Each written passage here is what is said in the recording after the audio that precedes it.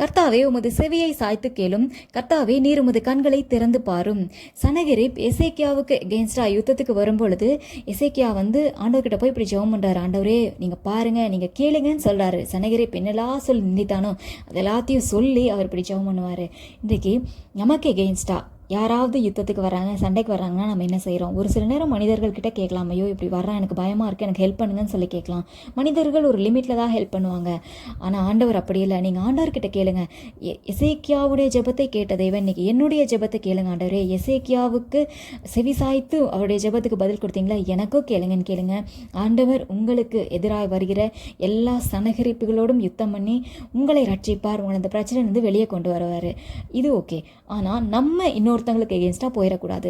சனகரிப்புடைய வார்த்தைகள் எசேக்கியாவுக்கு எவ்வளோ வருத்தத்தை கொடுத்துருக்கு. அவர் போய் ஆண்டவர்கிட்ட புலம்பியிருக்காரு. அதே மாதிரி நம்ம பேசுகிற வார்த்தைகள், செயல்கள் இன்னொருத்தங்களை வருத்தப்படுத்தி அவங்க போய் ஆண்டவர்கிட்ட பேசினா ஆண்டவர் நமக்கு எகென்ஸ்டாக திரும்பிடுவார். நம்மளுடைய செய்கையிலையும் பேச்சிலையும் கவனமாக இருக்கணும். நம்ம யாருக்கு எகென்ஸ்டாகவும் அவங்கள வருத்தப்படுற மாதிரியோ நம்ம பேசவோ நடந்துக்கவோ வேண்டாம். அதில் கவனமாக இருக்கணும். அதுலேயும் கவனமாக இருக்கணும். ஆண்டவரே இதுக்கு எனக்கு உதவி செய்யுங்கன்னு கேளுங்க. ஆண்டவர் உங்களுக்கு உதவி செய்வார். கர்த்தாவே நீர் பாரும், நீர் கேளும்னு கேளுங்க. எசேக்கியாவின் ஜெபத்தை கேட்டு சனகரிப் கிட்டிருந்து அவரை விடுவித்த தேவன், அந்த யுத்தத்திலிருந்து அவரை விடுவித்த தேவன் உங்களையும் உங்களை சுற்றி இருக்கிற எல்லா போராட்டங்கள் யுத்தங்களுக்கும் விலக்கி விடுவிப்பார்.